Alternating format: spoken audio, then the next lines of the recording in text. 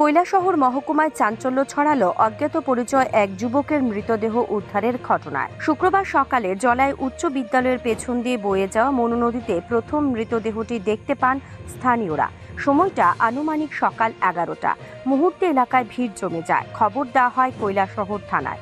তবে পুলিশ ঘটনাস্থলে পৌঁছানোর আগে নদীর প্রবল স্রোতে দেহটি ভেসে যায় অন্যত্র।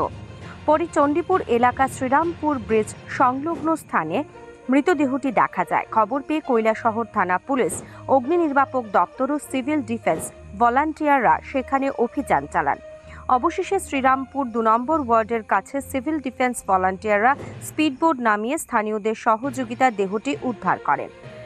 উদ্ধারকৃত দেহটি ময়নাতদন্তের জন্য ঊনকোটি জেলা হাসপাতালে পাঠানো হয়েছে। এখনো পর্যন্ত দেহটির পরিচয় জানা যায়নি।